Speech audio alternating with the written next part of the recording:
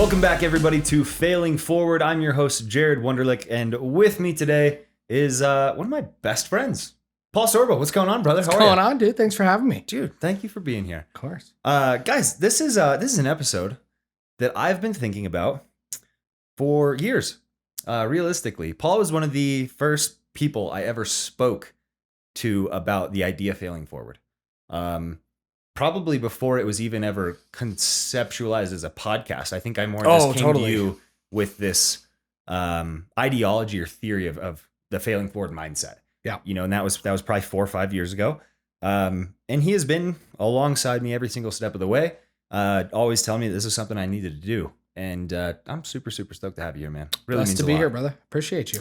So the other reason I'm super excited about this is we're going to talk about some things we haven't talked about before. And we're going to talk about some things I would assume most of our listeners haven't heard in great detail before. And that's your time and your expertise in your company, Wavi. Yeah. So if you wouldn't mind, would you tell listeners a little bit about what Wavi is and what the overall purpose and goal of Wavi is? Yeah, so Wavi is basically, it's the whole goal or the whole premise of Wavi is to make actionable and objective brain data accessible to the world. So, you know, we go in every year to get a physical and we get our blood pressure done, right? We get everything checked, our blood levels, if we're really, you know, cognizant about it. But you have this yearly physical. Mm-hmm. You look at everything in your body other than your brain. Ironically, it's the thing that controls all of it, right? Or Absolutely. a portion of. And so there's never, and the reason that it's never been done is there's never really been an accessible way to do that. And there's never been an affordable way to do that. And that's really what Wavi was set out to do about 10 years ago with David Jaffe and David Oakley. I have just been blessed to be a part of this journey. You know, what we do is we use EEG and ERP. EEG is basically picking up the microfrequency off your scalp of your brain's natural electrical signals, and evoke potentials. So basically measuring how people process sensory information, both visually and auditory based.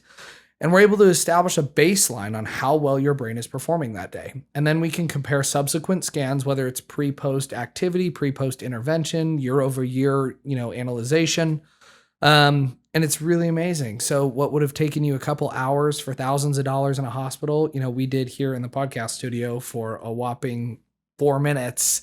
That's right. And, you know, it's a matter of $100 to a patient or That's so. fascinating. And this is something I've been familiar with. I mean, I've sat and talked with you dozens of times about what you're doing and continuing to do with the company and what you hope to do. But every time we get an opportunity to talk about it, I always walk away with something new. Right. And what he mentioned just now is absolutely true. We actually did do a scan just before this. We did.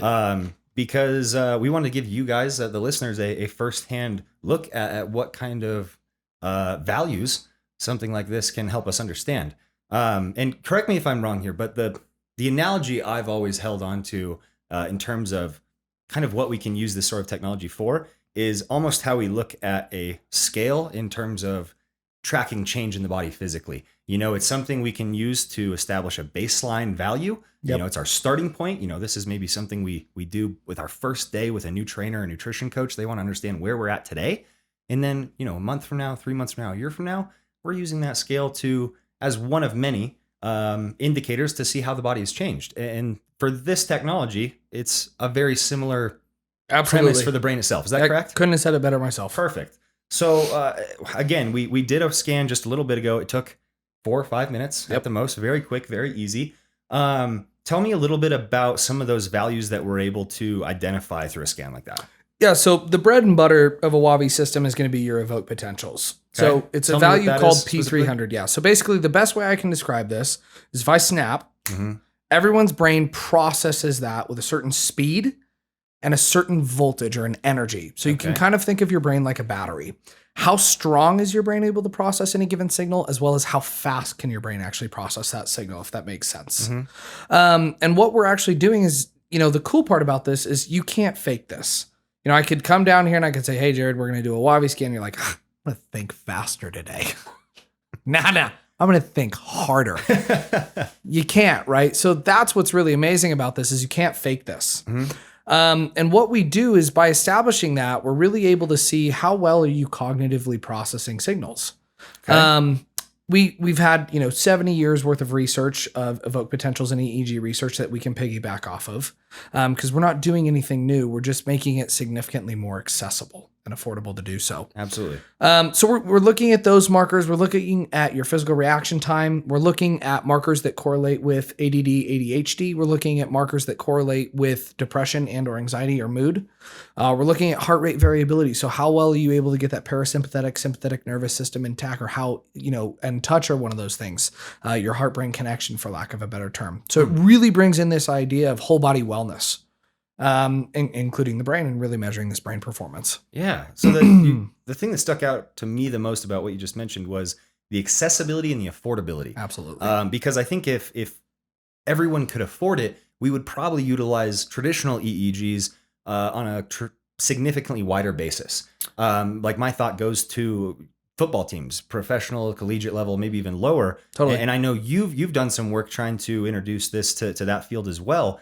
But my mind goes to something like concussions. That's something that, from my point of view, is currently analyzed or measured in almost a perspective basis. Am I wrong to assume that? Like maybe one doctor would have a different opinion than another in terms of how someone's responding? I don't even think it's opinion based. I think it's the lack of information around what a concussion is. So I've been doing this, a good amount of time now. Somebody tells you they know what a concussion is, they're lying. Mm-hmm. Nobody knows what a concussion is. We know what the cascade of effects or symptoms are after a concussion. Well, we think we know some, right? Sure. But a concussion for me may be different than a concussion for you. My symptoms may present differently, right? So a lot of this is subjective information. Mm-hmm. The problem with that is subjective information is really not a established baseline. Like, I feel fine, right? Or I feel nauseous. Well, did you eat a bad Chipotle bowl, or did you eat something you shouldn't have? Is that why you're feeling nauseous? I'm really sleepy. Did you sleep last night? Did you not? Right? So we need some sort of objective measurement to be able to do something about it. And we've done a 6-year study with a Division I NCAA program that really, had some amazing data behind it. But it's not in my opinion, I work with a lot of individuals that are researching this. It's not a one size fits all thing. Sure. WAVI is a portion of this, but I'm never going to be a sideline apparatus. We have the adrenaline response that happens. Once the adrenaline response happens, it's basically like your body's natural Band-Aid.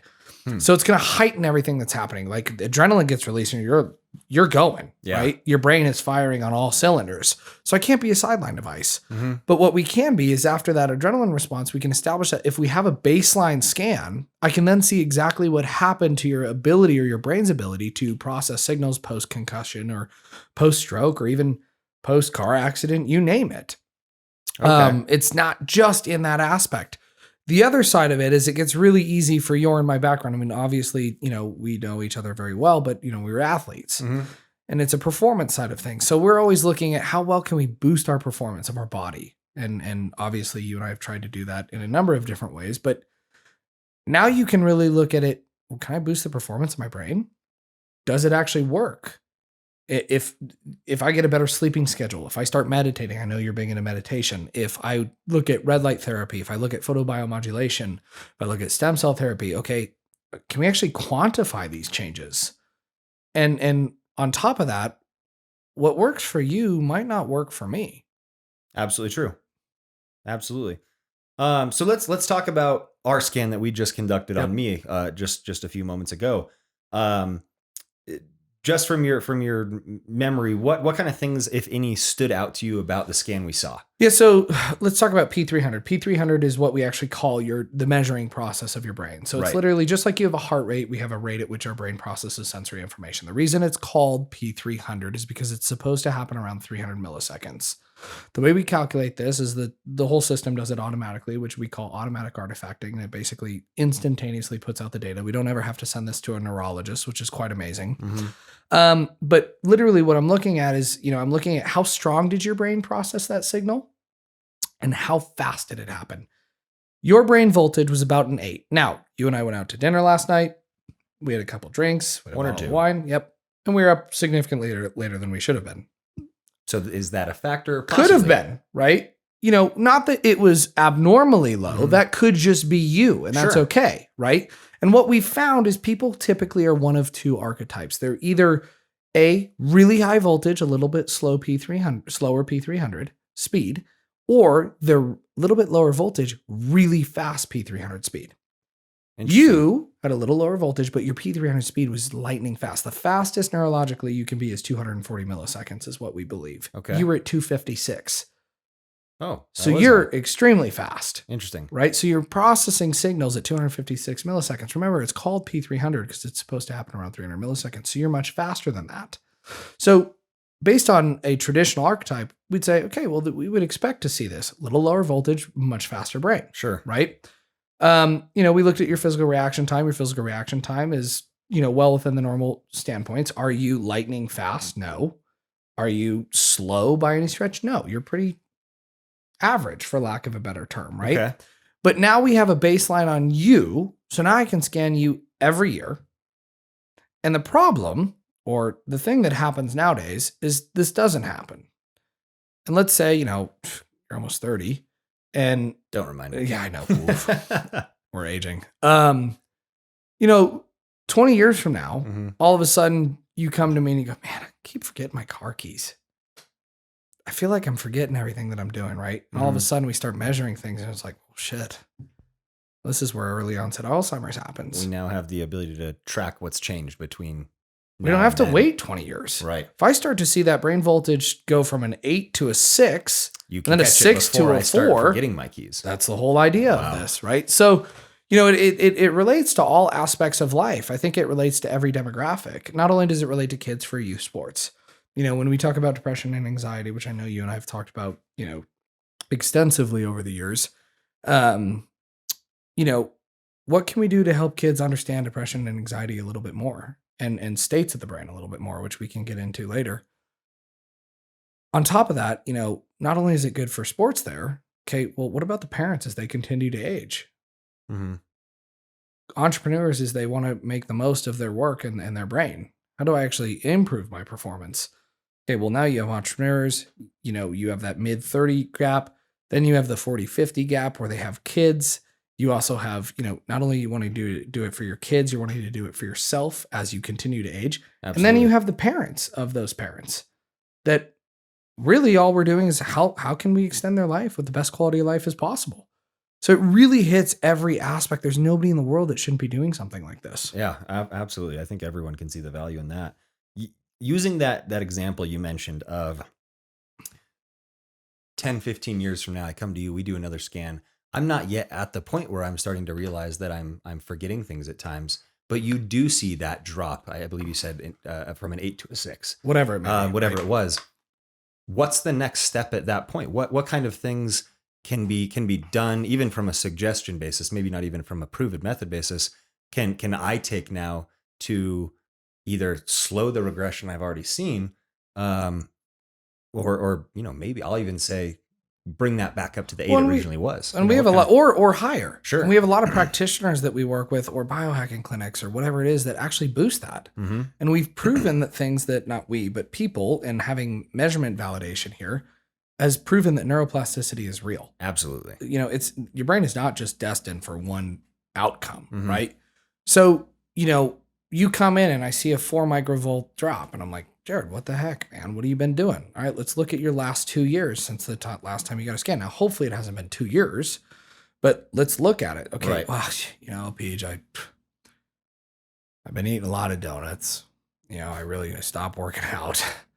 Unfortunately, I haven't been sleeping. Business has been really busy, really stressed. The kids are crazy. Yeah, my blood pressure is really high. My cholesterol's been I know I have a really high plaque count. Whoa, right? Without us having a measurement, all of a sudden you keep doing that the next 20 years. You're like, I'll get around to it. Sure. I'll get around to taking care of myself. Right. It'll happen, right? It'll happen. Ends up never happening. Yeah. Right? We put it off. It becomes the new norm. Versus you come in 2 years. I'm like, Gerad, whoa, dude, hey. I really like that perspective. That idea that the answer is not always what can I do moving forward, but what have I been doing that maybe I need to reevaluate and possibly change some of. And the reason I like that, and it kind of reminds me of the conversation we had yesterday, actually, of how often when we are looking at something in terms of, like, let's look at mental illness, depression, anxiety, things like that. Typically, we don't immediately ask ourselves the question, okay, this is what I'm experiencing. What can I start doing to feel better? The immediate response is the parallel of what you just mentioned. It's, all right, let me start revisiting some things of my past, Yep. and see if we can start backtracking to maybe where this originated, and what recurring events have caused this to become more severe over time. Totally. So I just really loved that answer you gave, because it simply just makes sense. It's very common sense oriented, which to me doesn't seem like the immediate answer in terms of the brain. I think everyone is saying, how do I get this better? How do I improve this? How do I make this more ideal to meet my needs, to make me the better worker, the better parent, the better athlete?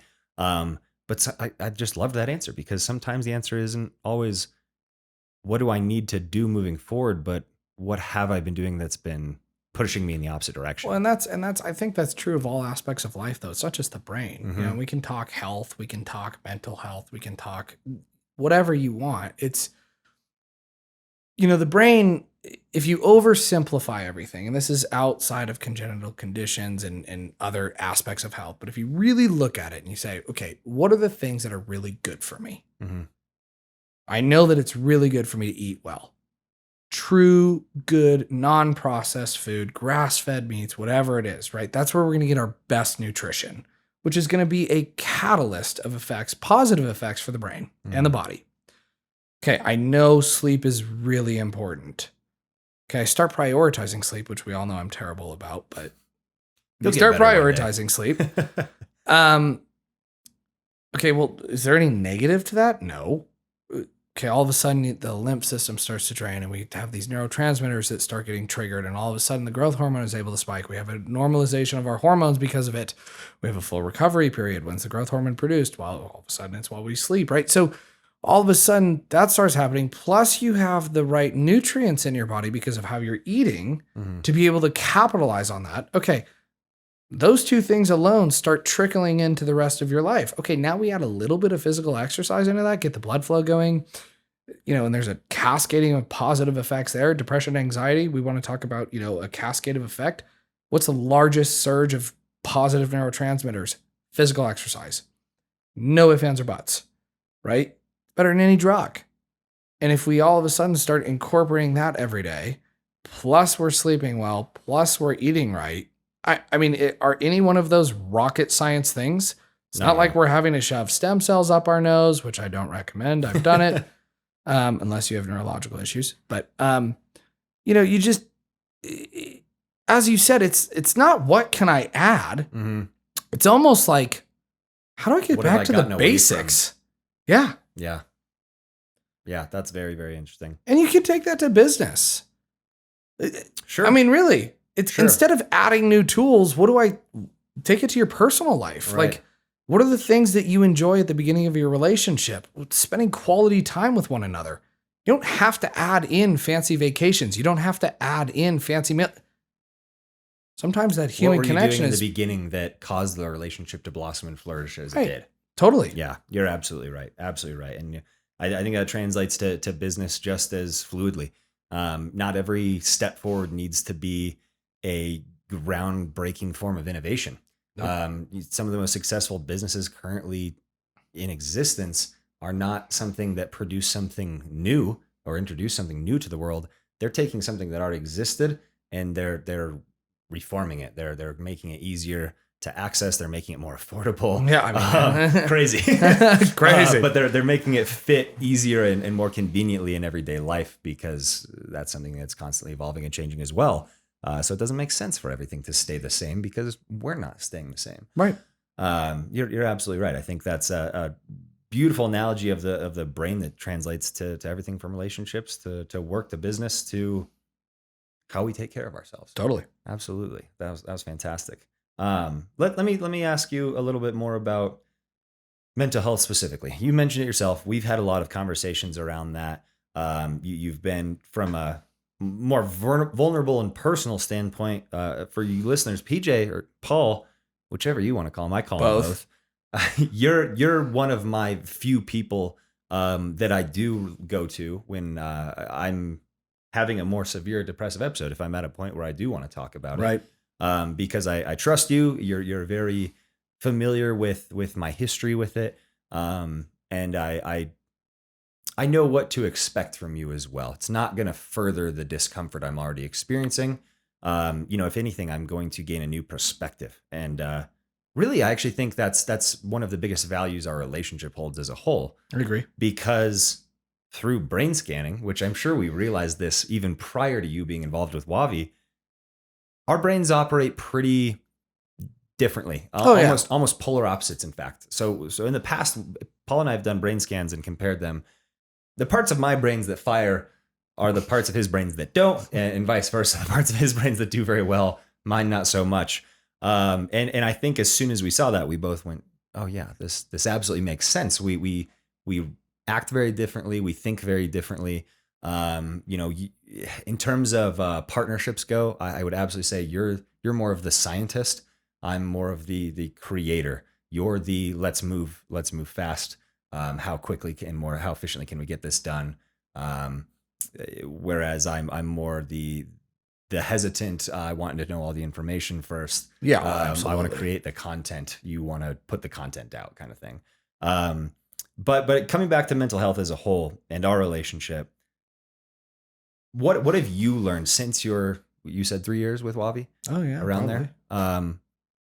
How has your perspective of mental health changed now that you've opened your mind more to not only the technology but just the biological operation of the brain itself? Yeah, what a good question, actually. I mean, that's really, Because my perspective of it has changed dramatically over the years. oh, of course. Um, Well, I think that's also because of the influences you have. sure. And obviously, I mean, we talk about it on a regular basis, but we have a very unique influence group. Hmm.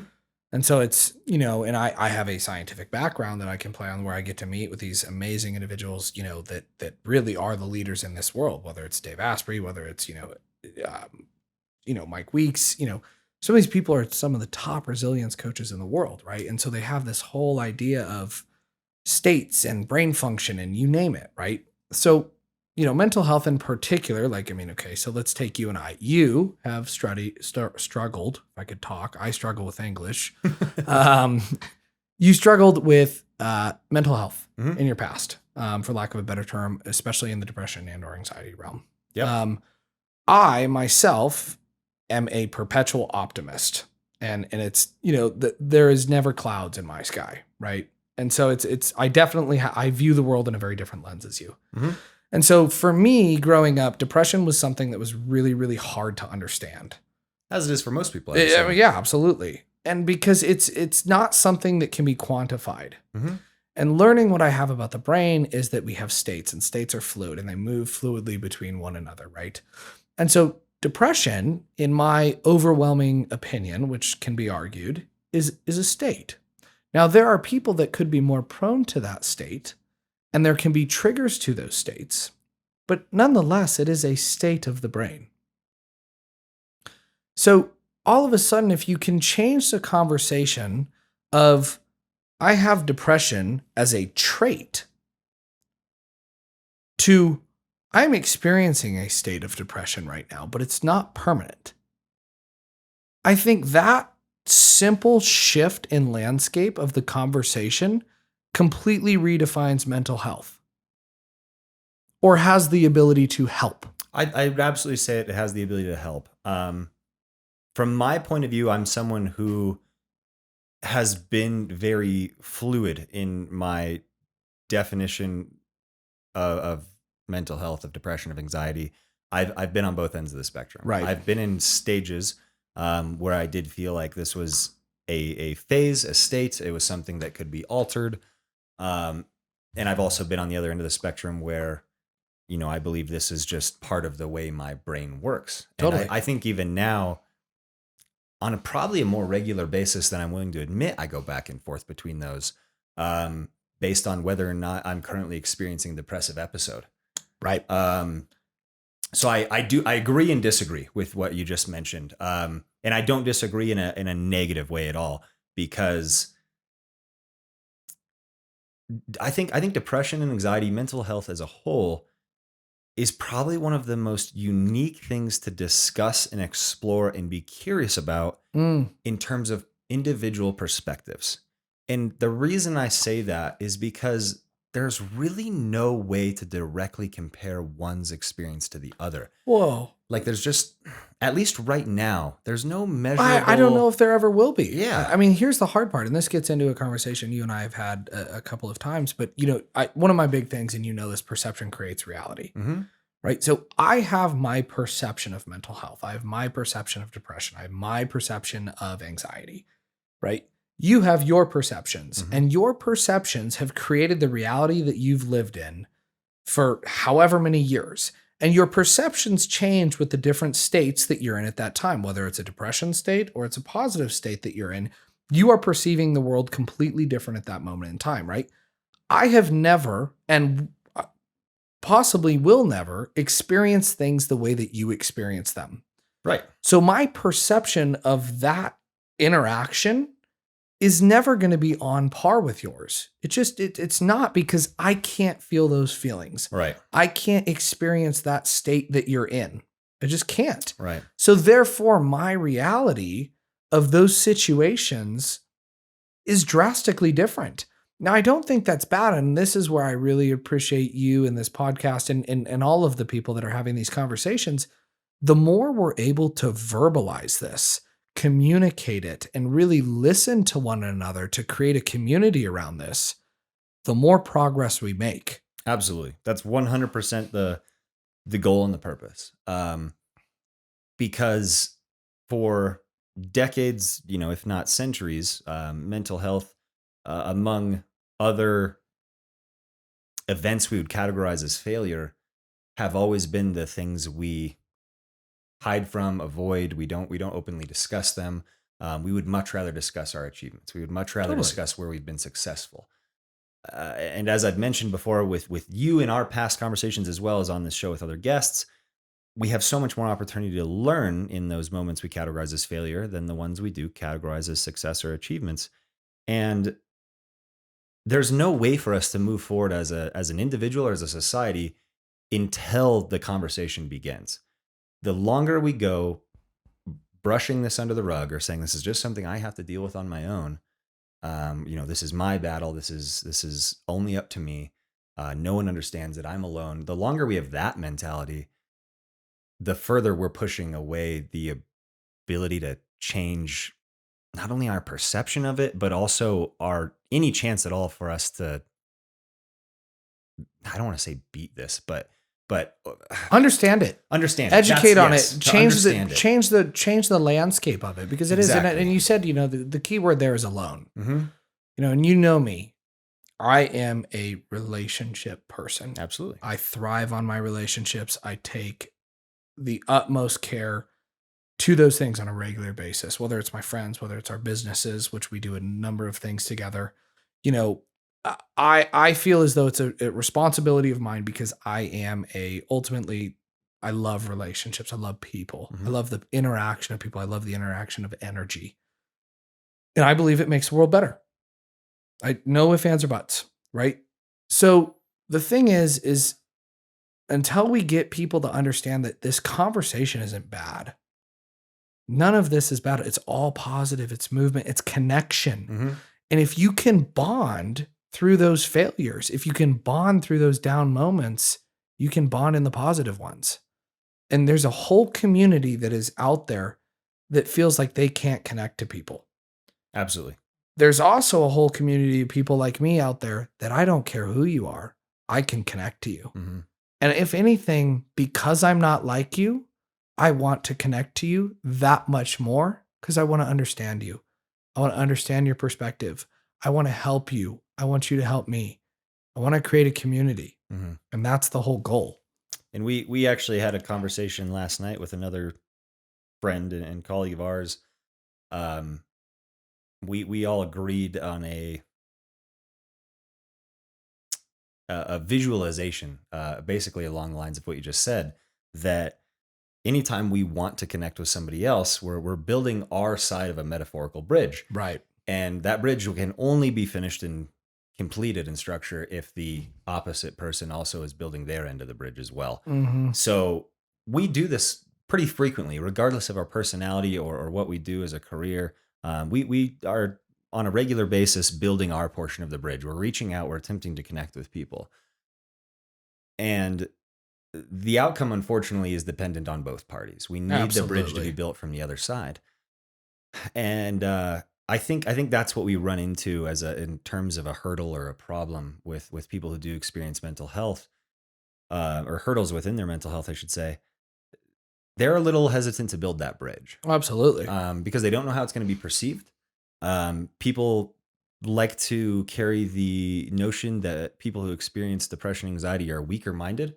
Personally, I think the exact opposite. I think people who experience things like this on a regular basis are probably some of the strongest minded individuals. Not to say anything negative about those that don't experience it, but I believe in the power of stress. I believe in the power of anxiety. We as an evolutionary being are who we are today as a species and a society because of evolution and because of our ability to respond to external and internal stressors. Mental health is an internal stressor. We have homeostasis, which is the balance, the equilibrium, the moment of no stress. And we have allostasis, which is the process of attempting to maintain homeostasis or balance while being exposed to stressors. Totally. That's mental health in a nutshell. You are attempting to maintain work balance, relationships with your children, with your friends, with your work colleagues. You're doing side hustles, you're doing your taxes, you're balancing all these other things and trying to maintain progress with all these things while there's an extremely and likely most difficult battle of all happening internally that we're not sharing with anybody else around us.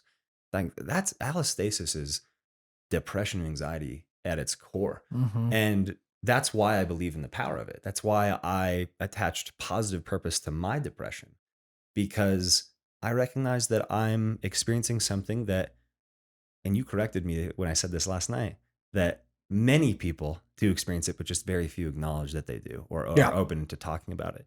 And my goal behind this and behind anything I do moving forward in this frame of work is not to inspire everybody to go out and announce their failures on a podcast or stream. Right. If you want to do that, by all means, go for it. I will support you with my entire being. Right. Totally.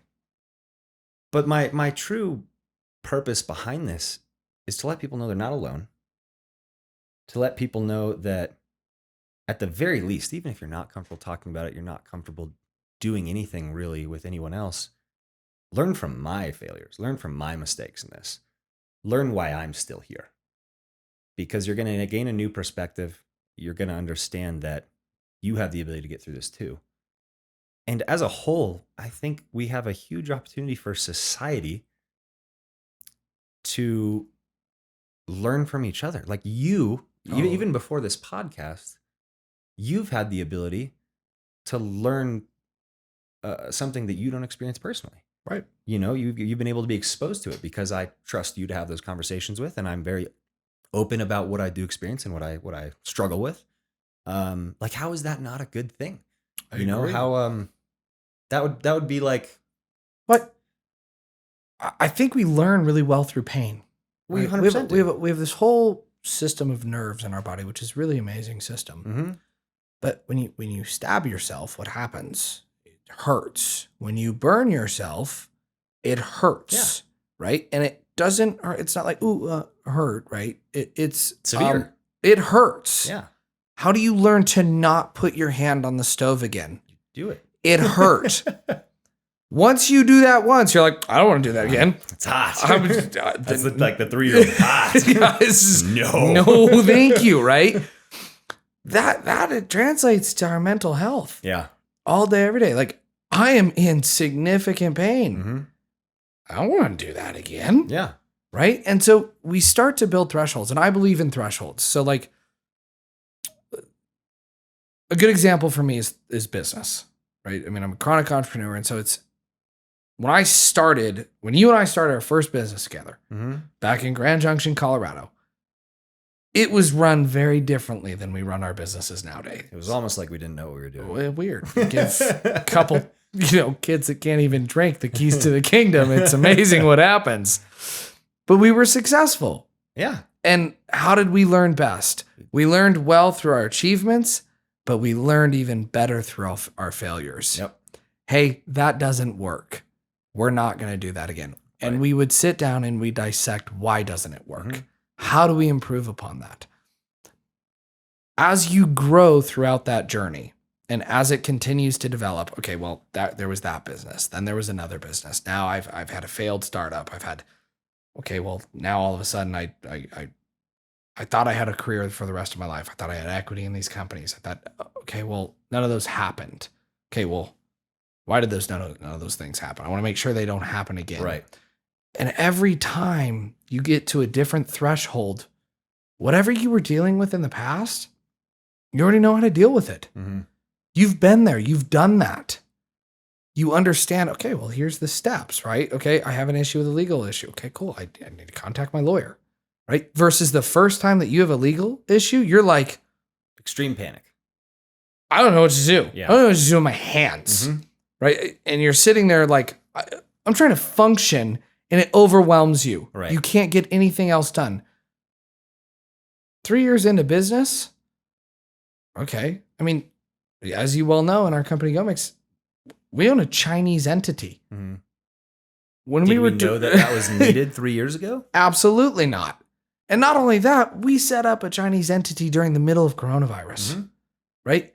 I sat there before we did that and I'm like, this is impossible. We're not going to be able to do this. There's no way. And I don't even know where to start. Right. Right. But all of a sudden we have the right people around us, Mm-hmm. which gets back to our idea of community. Can't do it all yourself. Right. And all of a sudden you start working away at it and you realize this is an attainable goal. Okay. We learned what didn't work Mm-hmm. and then we move forward. And now all of a sudden we have this full business in China that we can operate. If we need to go do the same thing in South Africa, okay, I can do that. Right. We know the steps to achieve it. Will there still be some new experiences, Right. even though it's a mirrored task in a different location? Yeah, absolutely. But we have a better understanding of the framework and the foundation that needs to take place in order to see it through. Right. And so that's my example in business, but that happens internally every single day. It happens in your relationships. It happens in your mental health. And I think anxiety really presents itself, from what I understand, especially around new experience or past experiences that get, for some reason, they have a tie to an individual. But the more and more you get exposed to those things, like, I mean, let's take your podcast. How was the first episode? There were some nerves. Right? There were some nerves. Okay, well, I remember my first podcast that I did, because I've been fortunate enough to be featured on a number of people, or best man speeches, for gosh sakes. I'm sitting there like, I think I said first and foremost 762 times, right? Like every time a question comes out, I'm like, I actually remember when you told me that. oh, I I'm forgot like, about first that. and foremost, thanks for the question. Every time a question came out, I'm like, I don't know what to do with my hands. I'm panicking. Decision fatigue. But you get to the point where now that you've done this a number of times, you've been on camera a number Right. of times, you don't think of that. It doesn't give me anxiety anymore. A best man speech doesn't give you anxiety. Speaking in front of people doesn't give you anxiety. Right. Why? You've built a threshold and you've realized that you can overcome all of those things, and you've actively participated in every one of them. Hey guys, we're taking a short break from our episode to remind you that season 1 of the Failing Forward podcast is brought to you by Atlas Nutrition. And today, guys, I have a brief special guest in the studio with me today. It's Atlas Nutrition coach, founder, and owner, Tony Polidoro. Tony, welcome back in, man. How are you? What's up, man? Thanks for having me back. Absolutely, brother. Super happy to have you here. Guys, to be completely honest with you, in light of what this show stands for, transparency, vulnerability, learning from each other, I wanted to invite Tony back in and have you guys hear our conversation about where this partnership came from and why it makes sense. Tony, would you mind sharing in your words what drew you to following through with this partnership? Oh, of course, man. Yeah. So when you approached me with the idea of this failing forward mentality, I just truly believe that it aligns very well with Atlas Nutrition's approach of helping people achieve a healthy mind, body, and soul. Absolutely. And that's something that that really, really sets you guys apart. It's more than just nutrition plans, more than just exercise plans. They want to help you as a client grow from a mind, body, and soul perspective, from really every aspect of life. And I can say confidently, I'm assuming that's from a lot of your own experiences growing up and how you found fitness and what it meant to you. That's one of the reasons you and I have such a strong relationship is we kind of both found fitness in terms of what it did and benefit towards our mental health. Yeah. And you guys do an amazing job with it. I can speak from personal experiences as well as what I've witnessed. I mean, you guys have done some amazing things. You've created great partnerships with your clients. Heck, I've seen clients make it all the way to the national stage in terms of contest prep, and I've seen first time people in the gym fall so in love with this that they change their career paths entirely and become a coach of yours. Yeah. And it's truly been amazing. That's a testament to what you guys do, the level of care and personal connection you apply to your time with your clients, and I really just respect what you guys do. And to Thank be you, honest, man. I couldn't think of a better person to partner with for this first season. It's been amazing. We're excited. Absolutely. And you mentioned when you came in that you guys actually have been thinking up something additionally for our audience. What did you mean by that? Yeah, of course. So obviously, with the idea that your audience is very invested in wanting to change their lives, we want to support that and offer an exclusive discount to the Failing Forward audience.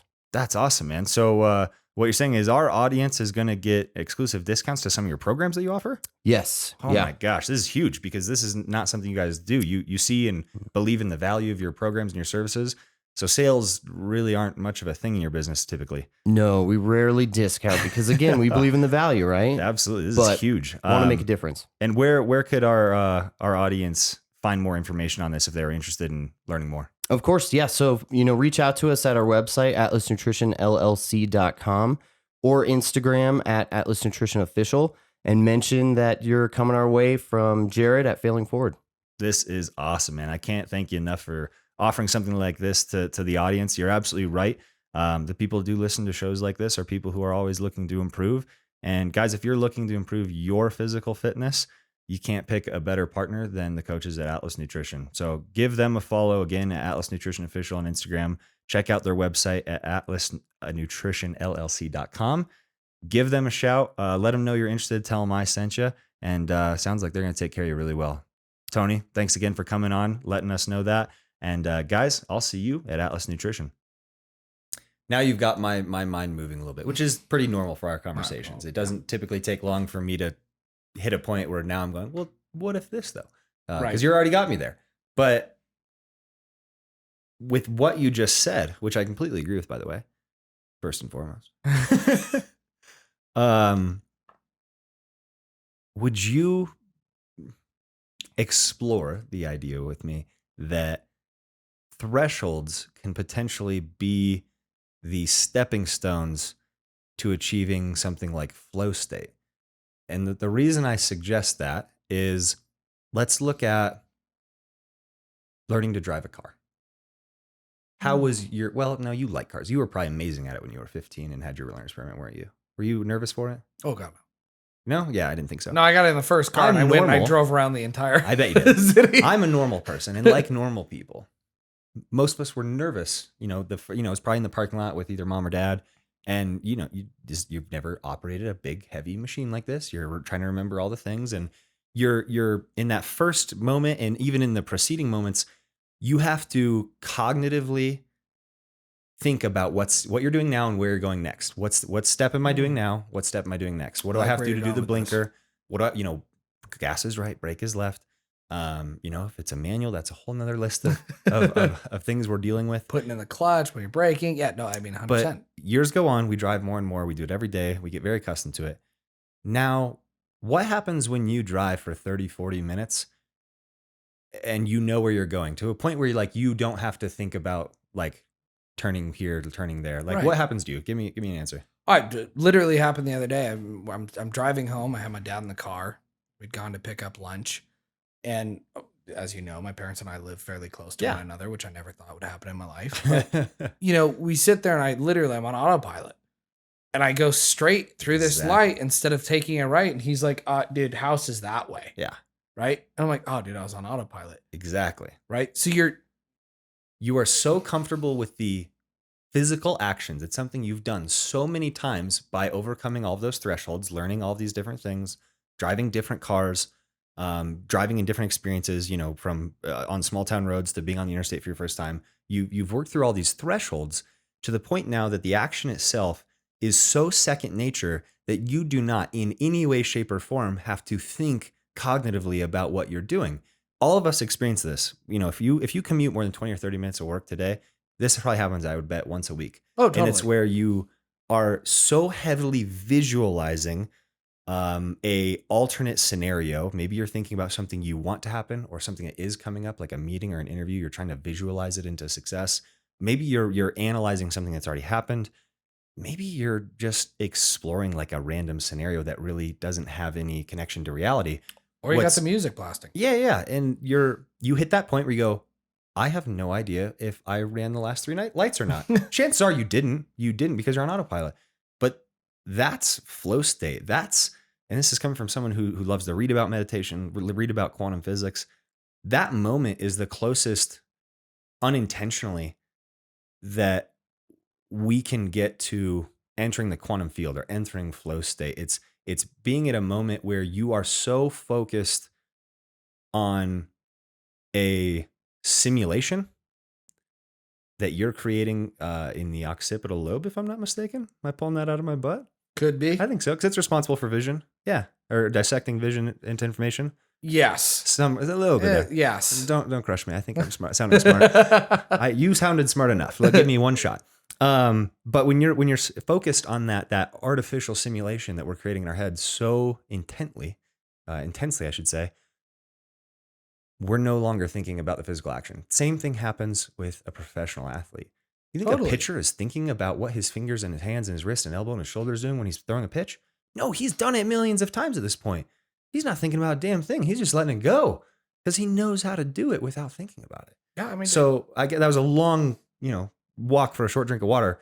But now that you've heard that, to answer my question, or to ask my question again, would you maybe think that thresholds or overcoming them can be stepping stones to achieving flow state? I don't think it's just flow state. I think flow state is something entirely different, but I for this aspect of the definition of flow state, yes. Okay.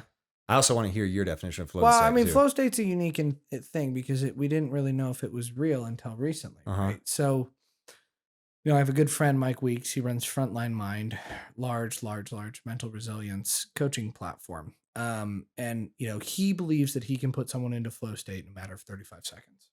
Wow. And based on there's a unique DARPA study that went on that based on someone's brain waves and brain state, they could tell, even without seeing the trajectory of a bullet, if a military sniper hit a bullseye or not. Hold on, let me think about it. Without seeing the trajectory of a bullet, they were able to tell if a sniper hit a bullseye or not, just on their brain state. So they had an EEG. Or monitoring the brain state. Yeah, literally. Oh, okay. So all of a sudden you have this true quantification of flow state. Based on that person being in that state, they're hitting it versus if they're overly complicated trying to do things, right? They're not actually in that state, right? So to me, that was the hypothesis. That wasn't the outcome, or was it the outcome? The actual outcome. Oh my gosh, that's a real so outcome. Cool. That's a real study. Ooh. Very. It gave me goosebumps. Yeah, kind of unique. So that is flow state. Yeah. If you really get down to flow state is the ability to perform at a peak physical or mental operational capacity without having to overwork or overthink or any of those types of things. And you can equate driving to it. So your definition, in my opinion, and there are others that will have different opinions of flow state that are much more researched than I am, but your definition of driving is a great definition of flow state. I wanted to use something that everyone has. I think it's really good. Not everyone can be a professional athlete. Oh, totally. Not everyone's a military sniper. Not everyone's right. So I think driving is a perfect example. And I think threshold is a good question, but it's almost like it's a threshold, but it's also a repetition. Sure. So it's that constant reinforced notion of practice makes perfect. You get to the point where the body mechanics or the mind mechanics are so second nature that you just do them. Mm-hmm. And that threshold that I talk about is in every portion of your life. It's as a business owner. It's as a husband. It's as a parent. I guarantee the first time you change a diaper, The first time that I'm going to change a diaper, I'm going to sit there and I'm probably going to be the dad that's like, "Whoa." Your wife's going to listen to this Yeah, in a few weeks and laugh at the fact that you said you were going to change a diaper. Yeah, exactly. But it's a new experience. It's uncomfortable. By the 10,000th diaper that you've Eyes changed, closed. you're on the phone. Yeah. You got this. You got the baby powder. You're using your feet. It gets awkward all of a sudden, but you're so good at it that you have the ability, right? So I think if we equate this back to our mental resilience conversation and our mental health, you get to a point where, you're able to understand that you can overcome things. Mm-hmm. But it requires you going through those things. Absolutely. To understand that you can overcome them. And the reality of it, to come for a full circle, is you don't have to do that yourself. It never just has to be you. Your thresholds are not just you. Your thresholds are using your resources. My resources are you. It's my business partners. It's my wife. Mm-hmm. It's my parents, right? I know that when I have a daunting task, and I do a lot of stuff during the day, a lot. And a lot of it, I don't know what the hell I'm doing. But I know people that know what the hell they're doing. Right. Or if I'm not in the right mind state and I know I have something that I need to be in the right mind state, I might not be able to do that myself. But I know the 3 people that I can call to help me get there. Sure. There's an enormous importance in your circle. I imagine anybody that follows you or I or our business partner on Instagram probably is annoyed by how many times we have posted something that says your circle is your future. You want to see your future, look at the people 5 people you spend the most time with. And it's because we believe in it so wholeheartedly. That was something I identified probably right around when we met, my early 20s. And I was in a transition from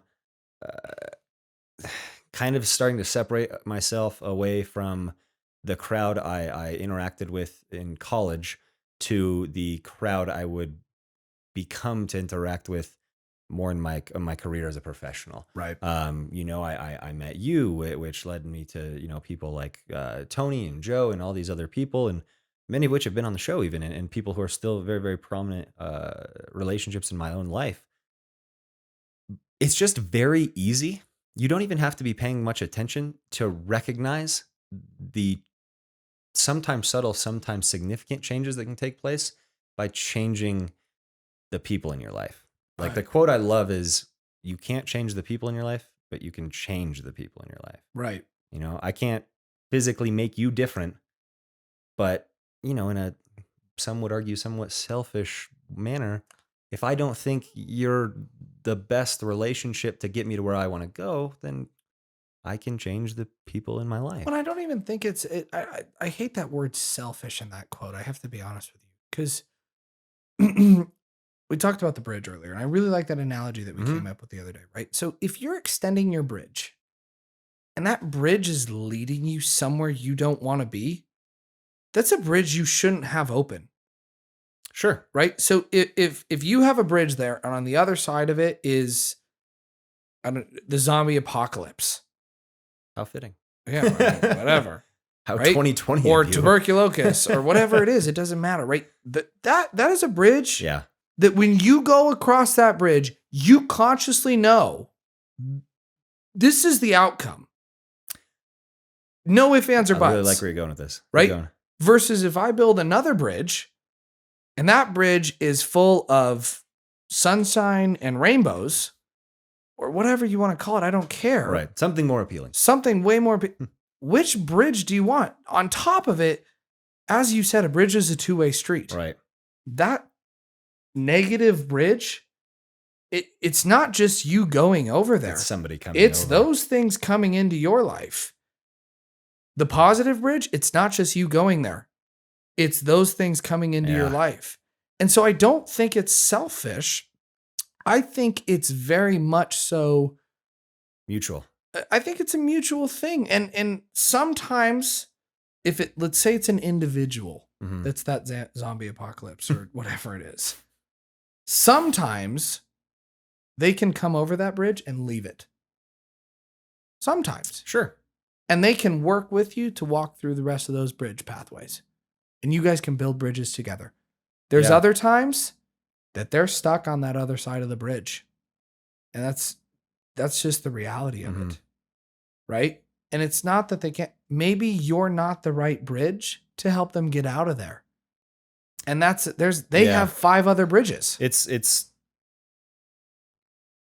I first off, I love where you went with that, because as we mentioned earlier, this was a conversation we had last night, and you actually just changed my perspective of the conversation last night, which I loved that one too. But last night I was viewing that visualization only from my perspective. Right. I was visualizing the bridge as me going to them, not really considering that the bridge is a two-way street. You can Energy. go both ways on, you can be opening that bridge to bring somebody else out, or at the very least keeping it open. Absolutely. I really appreciated that. I knew where you were going with it as soon as you started talking. But I'm for how in-depth we spoke about that last night, I'm still a little bit surprised that there was still more to learn about that. And what's funny is I shouldn't be, because like that's life. Yeah. We have this, I spoke about this on a past podcast. We have this unfortunate desire to be certain. Beliefs, ideologies, theories, ideas. We want to be certain of everything. Absolutely. And I'm not going to go into an example regarding political beliefs, religious beliefs, because I think everyone's probably had enough of that right now. But my point is, we have this obsession with being certain. As children, that's not the case. What does every 2-year-old say 19 million times a day? Why? They're trying to attach meaning to this world that they're learning about, to everything. Mm-hmm. Why does the pencil write? Why does the pan get hot? Why is the sun bright? Why does the snow fall from the sky? Why is the sky blue? Why is the grass green?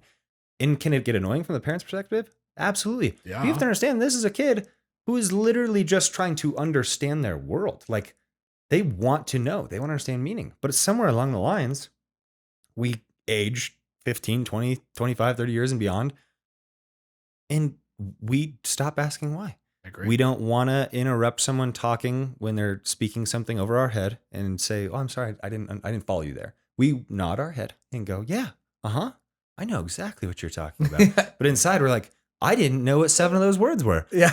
We're so scared of what other people think of us. We're so focused on what other people think of us that we have to be certain. And life's it's not about being certain. It's about being curious.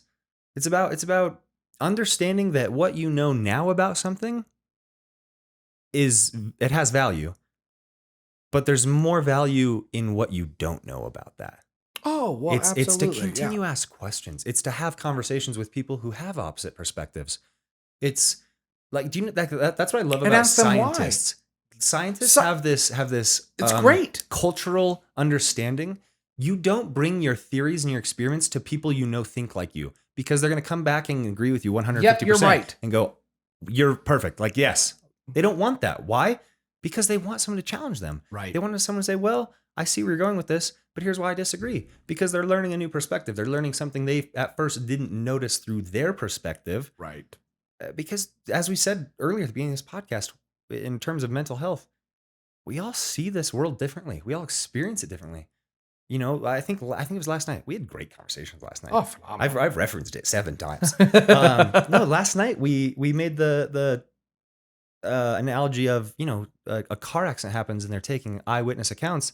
There can be 2 people across the street from each other who saw the exact same thing.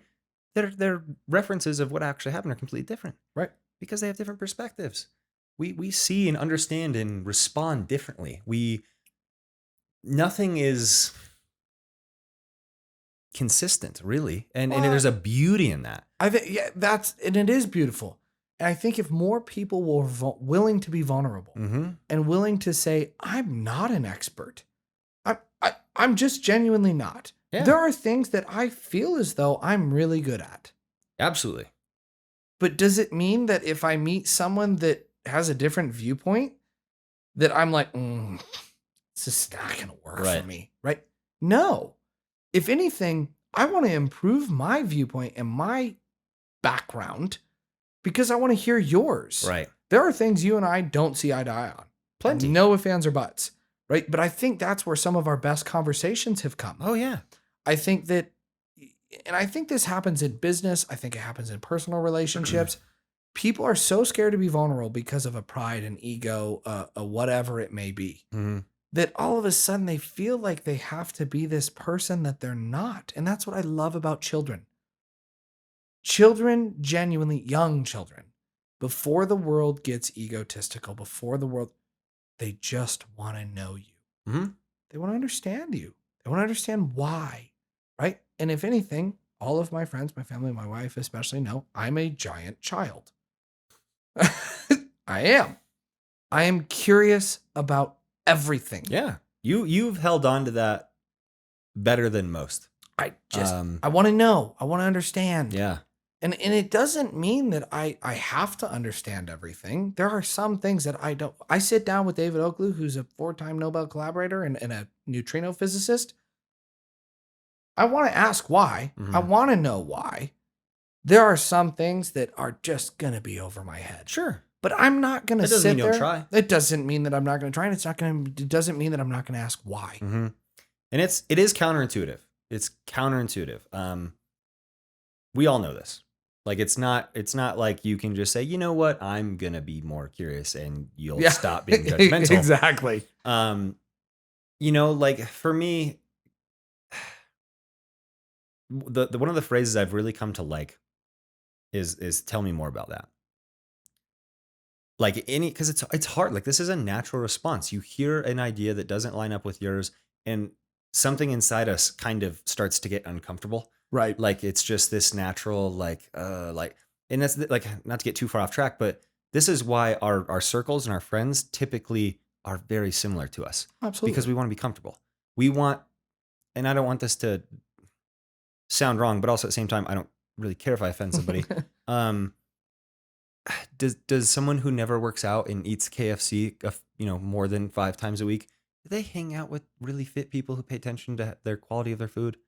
No, they're hanging out with other people who aren't paying attention to exercise and nutrition, because if they're with people who do focus on those things, they're going to be uncomfortable. They're going to feel bad about themselves. Exactly. So they want to be with people who also don't focus on these things so they can feel good about themselves. And I'm not saying that to attack a group of people. I'm saying that like we all do this. Everyone. We all do this. We socialize in groups. Why do addicts stay with addicts? Exactly. It's not just that. I mean, you can take it in a positive or a negative light. Why do entrepreneurs typically socialize with entrepreneurs? It's hard to be a friend with an entrepreneur. Right. It is. Like it is. I know. I don't know how my wife is married to me. None of us do. I mean, let's bless her soul. I mean, I'm not easy. I know that. I don't sleep. I'm not very good at prioritizing things. I have the emotional IQ of a stick. I'm just kidding. I have a much higher emotional IQ. That was the only untrue thing. You have a very high emotional IQ. I have a really high emotional IQ. Yeah. I Your portray my. I'm not great at portraying my emotions. There you go. That I have the ability of a stick. Right. So, and I've gotten better. I do work on it. Right. So the reality of the fact is, I surround myself with people that are like me. And why is that? It's because I know that those are going to be my most genuine relationships, because those people are going to understand me. I'm going to understand them. And we can walk back and forth across each other's bridges, and those bridges are going to continue to extend. Right. It's the same reason an act does. It's the same reason that an unhealthy person versus a healthy person does. You find these bonds. Right. And I guess the point I'm getting at is you don't have to encircle yourself by people that think differently than you. Like, no, like find that circle you do mesh with. Find that circle that pushes you, that supports you, believes in you, that wants you to succeed. That does think the way you do, but don't avoid people who don't fit that criteria. That's the big thing. If anything, I would seek those people out. Yeah. I'll tell you right now, before I got involved with Wabi, I speak of Serena very highly. Yeah. You know Serena, and I love her. I thought, genuinely, before Wabi and meeting that entire group of people that I've been exposed to out there, I'm like, energy, bullshit. Reiki, bullshit. Why are we even talking about this? I was so, even acupuncture, red light therapy, what? No. And then all of a sudden I surround myself with these people, and all of a sudden we have these bridges that connect. We start talking, And I have my viewpoint that I thought was, I went to pre-med school. I'm very educated. I Mhm. did well. I mean, right. And I could have gone to medical school. I chose not to, but that was my whole perspective was Western medicine. Yeah. All of a sudden I'm meeting all these people who have very opposing Yeah. viewpoints. More Extremely untraditional values. very untraditional naturopaths, Mhm. Reiki, and all of a sudden I'm listening. I'm not telling them they're wrong. I'm just listening. I'm listening to case studies and I'm forming my own opinion. And now all of a sudden, I've referenced Your energy how many opinion's times? changed a little bit Yeah. over the last couple of years. Does it mean that I have completely retreated my old background? No.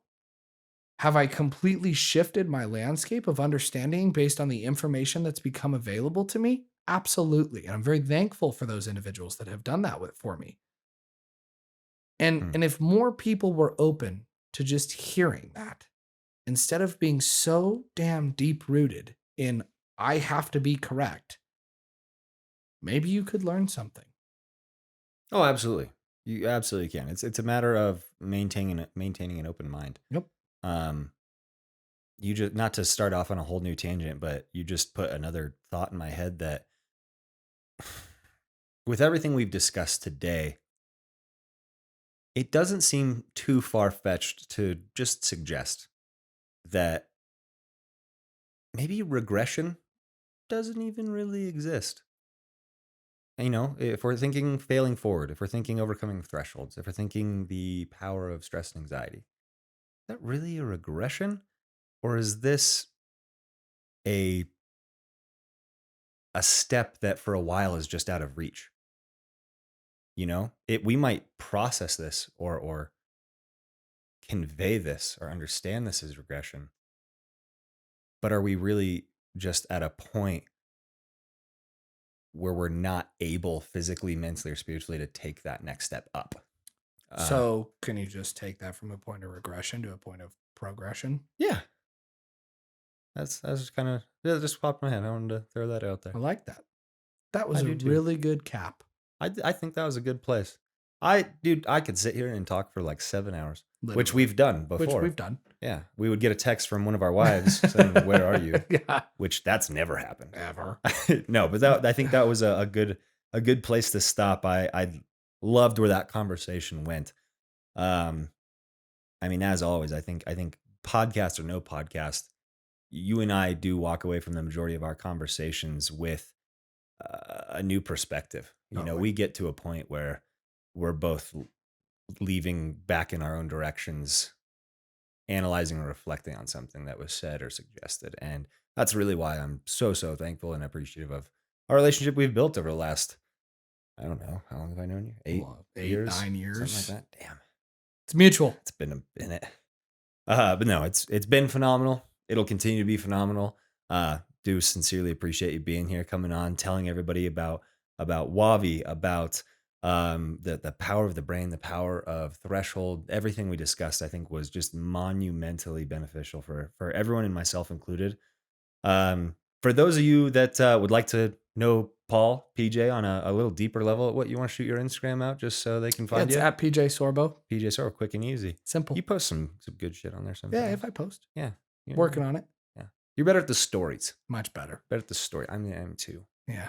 Yeah, it's tough on the grid. It's the time. It's the Yeah. time commitment. Social media is hard. We didn't talk about it, and maybe on It's a different okay. podcast. But yeah, it's just, I appreciate the time to be here. I love our Absolutely, man. This conversations. has been phenomenal. Guys, give PJ a follow if you'd like to learn more about him, all the cool stuff he's doing in terms of business entrepreneurship with Wavi. Actually, Wavi has a webpage, as an Instagram page as well. It's just Wavi, WAVI. We'll have that on the screen below for you guys. But they're doing some awesome stuff. They post some very, very meaningful content. I actually do enjoy looking at their page as well. But thank you guys again for joining us today. I think this was a phenomenal time. Follow us if you don't already on Instagram at the Failing Forward Podcast. Tune in next week when we'll be back again. Remember, guys, no matter how hard you fail, keep failing forward. Thanks, guys.